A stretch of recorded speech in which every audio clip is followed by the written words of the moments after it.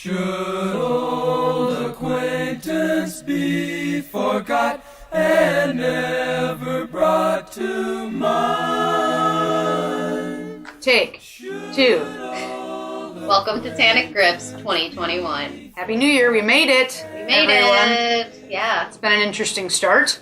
Big time. But, we have beverages to help us through it, so that's a good thing. It's true. Yeah. We're excited about a lot of things. We want to talk today about what we were excited about, what we loved about 2020, and then what we're really stoked about in this coming New Year. So let's get to it. Yeah, let's do it. My favorite thing about 2020, I think that I saw consistently across the board, both when I was serving as well as working here in the shop, where people are just a lot more willing to try things like on a consistent basis. People were buying their favorites, but they were also like asking for something new and different, and that was super fun. Like I saw a lot more people just step out of their comfort zones, and that was just wonderful. Also, I feel like 2020 was the year that PetNat really showed up across the board. I drank so many wonderful PetNats. Showed up a lot in my fridge. Yeah, it showed up a lot. But it just it also just felt really it was a lot more dialed in than it has been in the past. Across different countries.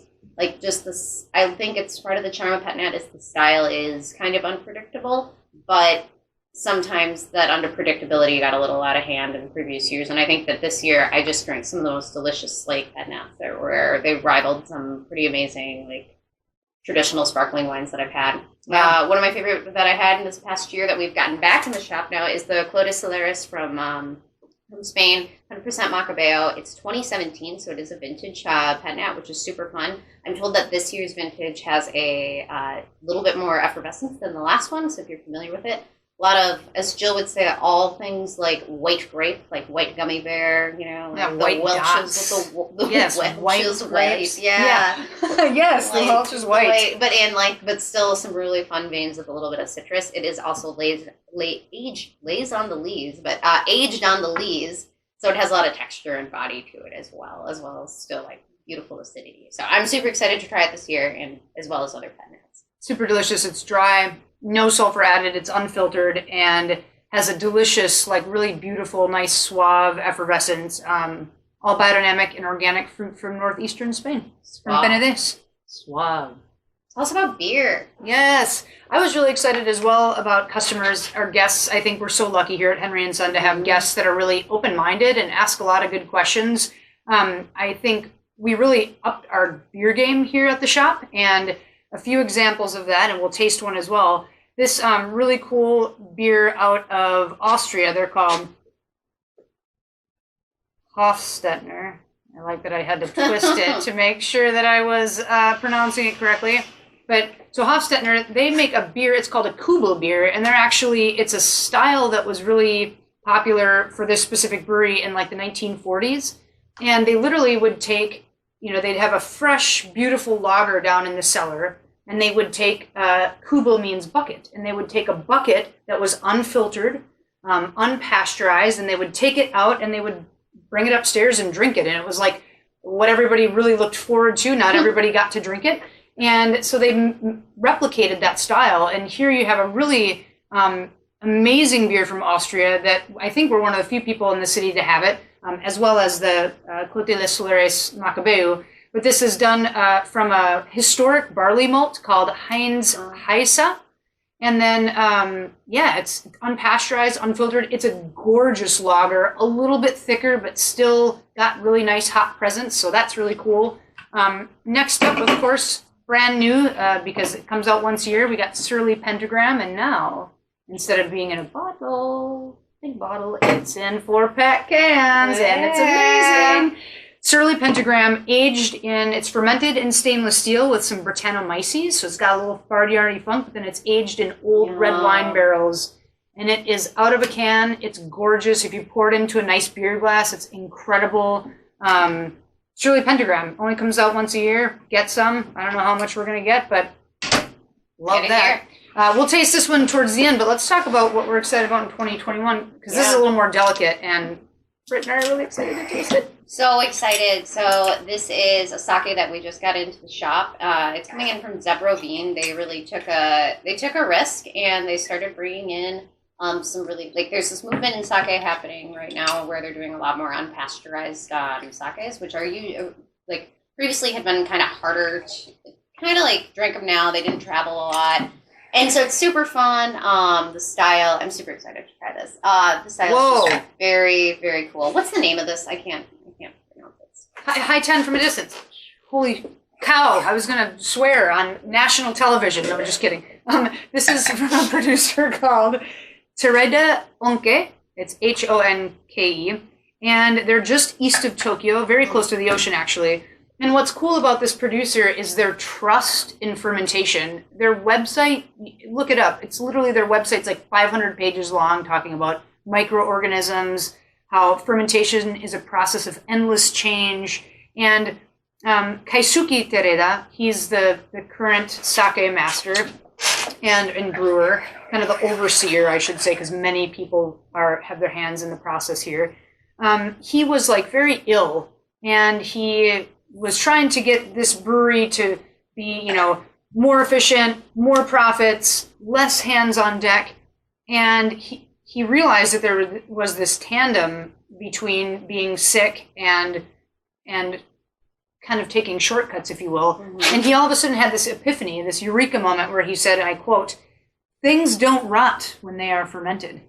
And he was like, wow, how much sake is kind of bastardized, and it's fermented, but it's not fermented purely. And so here they are, heat, let there be heat. Thank you.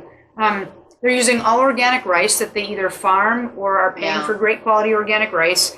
They're steaming rice the old way in huge old oak vats called hoshiki. It's going to be on my next personalized license plate. I don't have one now, but I will. And then they make their own koji mold, which koji mold acts a lot like in the beer process. There aren't available sugars in beer like there is with fruit and wine. So you need to create that process. And the koji mold helps create that process, getting out the starches, making them have available sugars. And then they make their own and cultivate their own ambient yeast that's around in their sake brewery. And like she said, unpasteurized, unfiltered, and absolutely gorgeous. It's wild. It's not as delicate as a lot of sakes that can be just like, oh, pretty and floral. This is delicious.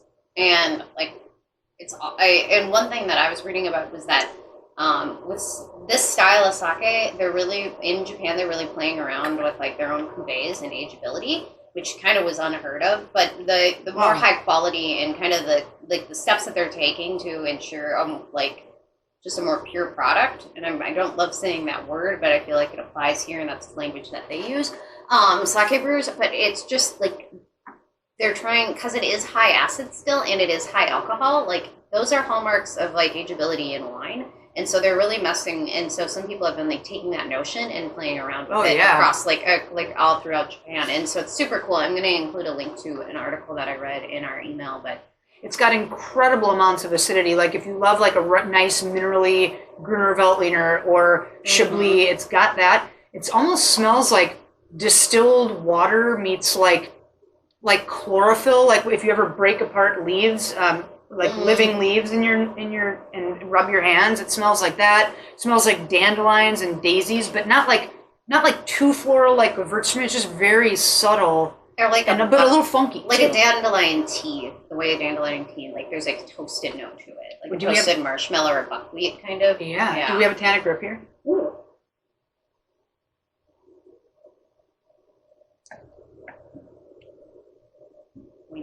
0.25 for me. Yeah, like just barely around, and maybe that's the starch in the rice. Maybe that's just an attempt at Jill and Britt giving Tannic to a sake, because we never got to do that anymore. So I like that 0.25. I love that. Great stuff. It's not inexpensive. It's $43, but it's well worth it. I bet you could have this in your fridge. I've had a sake similar to this in my fridge for 2 to 3 months, and it was delicious. So don't feel like you have to rush out, because it's got plenty of acidity and stuff like Britt was saying. Well, I want to crack this guy open. Yeah. I mean, honestly, if it tastes good to you after 2 months open, that's your business. It's not going to hurt you. That was the biggest gulp of 19% alcohol, or not sherry, but sake, anything I've ever had. All right, we're moving to Bang, a local brew.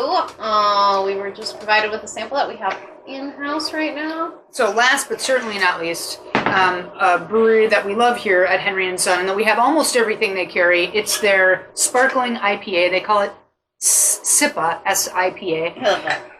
And sparkling IPA came out, a few years ago. It became a style like in the mid part of last decade. I can say that now officially, last decade. And this is from, they use a really cool, virtually extinct, there's not a lot of it, Californian hop called Gargoyle. And for those of you who like Nelson Sauvin hops from New Zealand, that's like really mango-y, very citrus forward. This isn't as simple as a Citra hop, but it's got some of those similar parallels with, I think, a little bit more of an oily nature and just really bright, really dry. That's the hallmark of a sparkling IPA. And again, another craft brewery that upped their game. Well, they've always been up in their game at Bang. They've always been great, but nice addition to our shop here because we've been up in our beer game. Yeah. And one of the few places that you can get Bang in the city. And if you do buy from here, we are no longer taking the bottles. We plan on bringing that back someday when it feels right. But Bang is still, they do a bottle deposit. So please feel free to bring them on over to the Bang Brewery. Oh, it's so dry. It's so Dry. delicious. So dry. And the citrus note is like way like if you've had Surly Citra, it's like half of that, but you still get these nice citrus aromas and a little bit of graham and just beautiful. So Happy New Year. Drink beer, pet nats, sake, if you will. Drink safe. Tannic Rips. Happy New Year. Cheers.